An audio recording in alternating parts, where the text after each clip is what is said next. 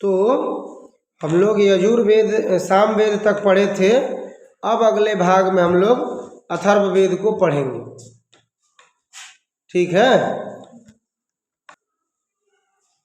तो अथर्ववेद में हम लोग पढ़ना है क्या, तो कहा कि अथर्ववेद लौकिकम वैज्ञानिकम च विषयम विशेषण धत्ते। अथर्ववेद में ज़्यादातर लौकिक और वैज्ञानिक विषय प्राप्त होता है। लौकिक से क्या तात्पर्य है, तो जो सांसारिक गतिविधि है, एक होता है वैदिक और एक होता है लौकिक, ठीक है। तो वैदिक और लौकिक से क्या तात्पर्य है, वैदिक से तात्पर्य कि वेदों से जुड़ा गतिविधि, और लौकिक से तात्पर्य कि इस लोक से जुड़ी गतिविधि को, यानी सांसारिक गतिविधि के बारे में यहाँ पर बताया गया है। कहा कि अयम विंशति कांडेषु विभक्त है, या कितने कांड में विभक्त है, अथर्ववेद में 20 कांड है। कितने कांड है, 20 कांड है। कितने कांड है, 20 कांड। प्रति कांडम च सूक्तानि वर्तन्ते, और प्रत्येक कांड में क्या है, सूक्त है। क्या है, सूक्त। सूक्तेषु च ऋग्वेदवत मंत्राः सन्ति, और सूक्त में ऋग्वेद के समान ही मंत्र हैं। ऋग्वेद में हमने क्या बताया था कि ऋग्वेद में 10 मंडल हैं। क्या बताए थे हम, और 10 मंडल में सूक्त हैं, बताए थे कि नहीं बताए थे। और सभी सूक्तों के देवता हैं, ऋषि हैं, मंत्र हैं, अलग अलग है कि नहीं। तो वैसे ही अथर्ववेद में भी है, और संपूर्ण अथर्ववेद में 730 सूक्त हैं। कितने सूक्त हैं, 700। और ऋग्वेद में कितने सूक्त हैं, 1028। कितने सूक्त हैं, 1028, ठीक ना। और अथर्ववेद में 730 सूक्त हैं। और मंत्र कितने हैं, तो कहा कि 5987 मंत्र हैं। कितने मंत्र हैं, 5987, यानी 5987 मंत्र है। और 12 कांड, कहा कि जो अथर्ववेद का 12वां कांड है। कितना कांड है अथर्ववेद में, टोटल अथर्ववेद में कितना कांड है, पूरा का पूरा कितना कांड है, अभी बताया ना जी। कितना कांड है प्रियंका, 20 कांड है। कितना कांड है, 20 कांड। तो बोल क्यों नहीं रही थी, 20 कांड है। और 20 कांडों में जो 12वां कांड है, 20 कांड में जो 12वां कांड है, उस कांड में भूमि सूक्तम वर्तते। कौन सूक्त है, भूमि सूक्त है। यत्र मातृभूमे स्तुति विस्तरेण कृता, जहाँ पर मातृभूमि की स्तुति विस्तार से की गई। क्या की गई है, तो मातृभूमि के बारे में भूमि सूक्त में बताया गया है। भगवान राम कहते हैं कि जननी जन्मभूमिश्च स्वर्गादपि गरीयसी, यानी माता और मातृभूमि हमें स्वर्ग से भी प्यारी है। क्या कहते हैं कि माता और मातृभूमि हमें स्वर्ग से ज़्यादा प्यारी है। लक्ष्मण जी जब कहते हैं कि हे भैया कितनी सुंदर ये लंका नगरी है। लंका नगरी किसकी बनी हुई थी, लंका का नाम सुने हो, किस खेत की मूली थी लंका, सुने हो, नहीं सुनी है तुम लोग, मंगल ग्रह पर से आई है क्या, रामायण देखती है तुम लोग, अभी रामायण चल रहा था ना, कहाँ चल रहा था, दशहरा में, तो उस छठों में दशहरों में, तो उसमें लंका के बारे में नहीं सुनी थी तुम लोग। रावण लंका का राजा था, लंका का राजा कौन था, नहीं सुनी थी। भगवान तुम लोगों की रक्षा करे पढ़ाई लिखाई में। एते सर्वे वेदाः, कहा कि ये सभी वेद मंत्राणाम संकलनत्वेन संहिता, कहा कि ये जितने भी वेद हैं, चूंकि इन सभी वेदों का मंत्र संकलित है, कहाँ से, तो ऋग्वेद से, इसीलिए इसे संहिता भी कहा जाता है। क्या कहा जाता है, संहिता कहा जाता है। वेदों को क्या कहा जाता है, संहिता। अपि कथ्य, तदनंतरम तद्व्याख्या रूपाणी ब्राह्मणानि बहूनि वर्तन्ते कर्मकांड प्राणी। और इसकी व्याख्याएं जो की गई, वेदों की जो व्याख्या की गई, वो कर्मकांड के कार्य में लगाया गया, कर्मकांड से युक्त हुआ। इसलिए इसका नाम क्या पड़ा? इसका नाम ब्राह्मण ग्रंथ पड़ा। क्या पड़ा? ब्राह्मण ग्रंथ। और दार्शनिक चिंतन पराणी अरण्यकांड। और इसका जो भाव निकला वो दार्शनिक सिद्धांतों पर आधारित निकला, इसलिए इसको आरण्यक नाम पड़ा। शुद्ध दर्शन पराः उपनिषदाः विकसिताः सर्वेऽपि एते वेद संहिताः कृते पृथक पृथक सन्ति। तो क्या क्या हुआ? ब्राह्मण ग्रंथ हुआ कर्मकांड परक, आरण्यक हुआ दर्शन परक, और दर्शन में भी जो शुद्ध दर्शन हुआ, वो शुद्ध दर्शन किसके लिए प्रयोग हुआ? उपनिषद के लिए। उपनिषद क्या करता है? तो दर्शन शास्त्र के सिद्धांतों को बतलाता है। क्या करता है?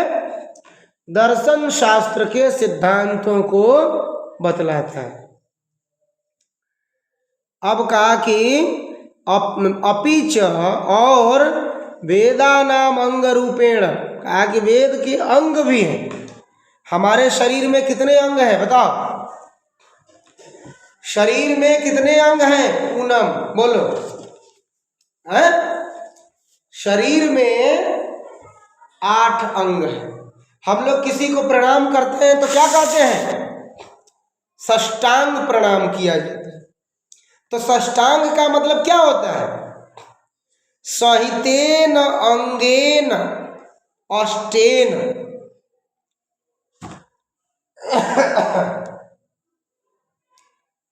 यानी 8 अंगों से युक्त। हमारे शरीर में 8 अंग हैं। और इंद्रियां कितनी हैं?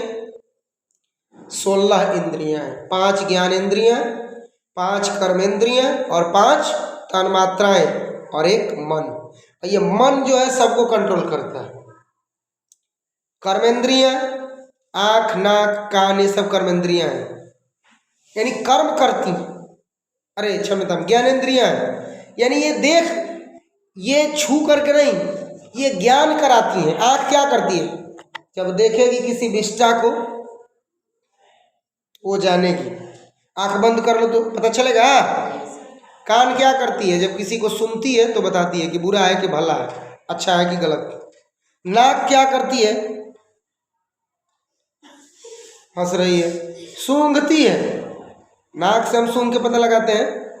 ऐसे ही कर्मेंद्रियां हैं, जैसे हाथ है, पैर है, हस्त, पाद, पायु, पाणी, उपस्थ, ये 5 कर्मेंद्रियां हैं। श्रोत, त्वक, जिह्वा, चक्षु, घ्राण, ये 5 ज्ञानेंद्रियां हैं।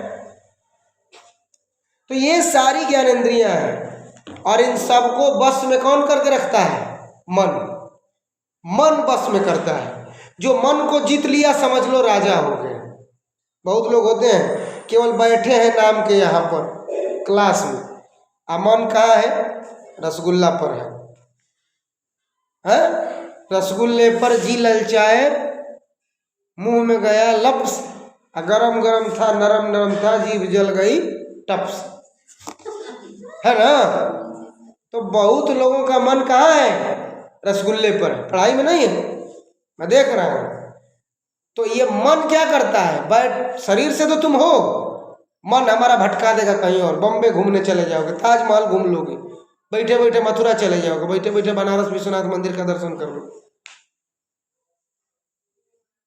ठीक है? तो शरीर यही रहता है, मन घूम जाता है। मन सबको कंट्रोल करता है। हाथ का मन करेगा कि मारे, लेकिन हाथ अपने बस में नहीं है। हाथ चाह के भी नहीं मारेगा। अगर मन कंट्रोल कर दिया तो हाथ को हिम्मत नहीं की। पेट को भूख लगी है, और जब तक मन नहीं कहा मुंह खाएगा नहीं, पेट छटपटा के रह जाएगा। बात समझ में आ रही है? तो शरीर भी क्या है? ये 16 इंद्रियों से युक्त है। 5 ज्ञानेंद्रियां, 5 कर्मेंद्रिय, 5 तन्मात्राएं और 5 एक मन। 16 प्रकार हुए ना, 5 3 15। तो कहा कि इसी तरह वेदों के भी अंग हैं। कौन कौन है? तो कहा कि शिक्षा, कल्प, व्याकरण, निरुक्त और छंद और ज्योतिष, ये 6 प्रकार के वेदांग हैं, यानी इनके अंग हैं, वेदों के अंग। विपुलम साहित्यम प्रस्तुवन्ति, और ये 6 अंग शिक्षा, कल्प, व्याकरण, निरुक्त, छंद और ज्योतिष मिलाकर के एक बहुत बड़ा साहित्य बन जाता है। विपुल का मतलब क्या हुआ? बृहत। एक बहुत बड़ा साहित्य बन जाता है। और सर्वमिदं मिलित्वा, और सभी मिलकर के विशालम वैदिक साहित्यम इति वर्तते, एक विशाल वैदिक साहित्य खड़ा हो जाता है, जिसको हम वैदिक वाङ्मय के नाम से जानते हैं। आ रही कि नहीं समझ में? एक श्लोक है, शिक्षा छंदा पादौ तु वेदस्य हस्तौ कल्पोथ पठ्यते ज्योतिषामयनं चक्षु निरुक्तं श्रोत्रम उच्यते शिक्षा घ्राणं तु वेदस्य मुखं व्याकरणं स्मृतं तस्मात् सांगम अधीत्यैव ब्रह्मणैव महत्। यानी छंद क्या है? वेदों का पैर है। छंदः पादौ, पाद का मतलब होता है पैर संस्कृत में। इंग्लिश में क्या होता है? फुट होता है ना, संस्कृत में क्या होता है? पाद। तो संस्कृत में पैर को पाद कहते हैं। 2 पैर है, पादः पादौ। तो संस्कृत में पैर को पाद कहते हैं। हाथ को क्या कहते हैं? हाँ, तो संस्कृत वेद का पैर कौन है? छंद है। जिस तरह से हमारा पैर नहीं है तो हम चल नहीं सकते हैं, उसी तरह वेदों में छंद नहीं है तो तुम गा नहीं सकते हो। इसलिए वेदों को पैर कहा गया, छंद का। वेदों का पैर छंद को कहा गया है। हस्तौ कल्पोथ पठ्यते, वेद के 4 हाथ हैं जिनको कल्प कहते हैं। ज्योतिषामयनम चक्षु, ज्योतिष क्या है? आँख है। क्या है? आँख। क्योंकि ज्योतिष क्या करता है? भूत, वर्तमान, भविष्य तीनों देखता है। तो जिसके पास आँख रहेगी वही ना देखेगा। और निरुक्तम स्रोत, कान का निरुक्त को। निरुक्त वेदों का शब्दार्थ बताता है। तो जब शब्दार्थ तुम्हारे पास रहेगा तब ना शब्द का अर्थ समझोगे। कौन आया अंग्रेजी में गाली देके चला जाएगा, तुमको अंग्रेजी का ज्ञान नहीं है तो तुम जान जाएगी। जब शब्दार्थ रहेगा तब ना जानेगी। कौन आएगा लंबा चौड़ा खींच के संस्कृत में चला जाएगा, कहानी अक्षराणी भवंत देशे परिचितानि विलचितानि सन्ति, तुम मुंह ताकते रह जाएगा। नहीं, जब वही शब्दार्थ है क्या करोगे? बता दोगे झट से, आई भो मम नाम पूनम, बताओगे कि नहीं? तो इसीलिए घ्राण कहा और व्याकरण को मुख कहा। क्यों मुख कहा? क्योंकि व्याकरण नहीं तो शब्दार्थ नहीं, शब्द नहीं। व्याकरण ही तो बताता है अय उड़ लिखे होंगे बच्चे वरटण मगण नम जब घटत जब गणत जब पचटत जब को सरल बताता है कि नहीं? पायस्वर सूत्र बताता है, उपसर्ग बताता है, इत्यादि इत्यादि बताता है। और घ्राण किसको कहा? सूंघने का काम कौन करती है हमारे शरीर में? नासिका। नाक न रहे तो कुछ भी खा लेंगे हम लोग, कुछ भी पी लेंगे हम लोग। नाक है तब ना हम लोग अंदाजा लगाते हैं कि ओ सड़ा हुआ केला है, इसको खाना नहीं चाहिए। कौन दे देगा तुमको भात, 4 दिन का भात दे देगा, चावल दे देगा, और उबाइल मरुआइल, नाक है नहीं तुम्हारे पास, खा लेगी कि नहीं खा लेगी? खा लोगे ना जी? क्यों खा लोगे? क्योंकि नाके नहीं है। तो इसलिए शिक्षा, नासिका क्या करती है? शिक्षा करती है, सूंघती है। यानी शिक्षा जो है उसको नासिका का दर्जा दिया, शिक्षा घ्राणम। क्योंकि जब तक नाक नहीं तब तक तुम्हारे पास आभास नहीं, नाक रहेगा तब ना आभास है। तो इस तरह से हम लोग ये 9वें वर्ग का 4th पाठ भी पढ़ लिए। अब हम लोग आगे जब पढ़ेंगे तो 5म पाठ पढ़ेंगे। इसका प्रश्न उत्तर जो है तुम लोग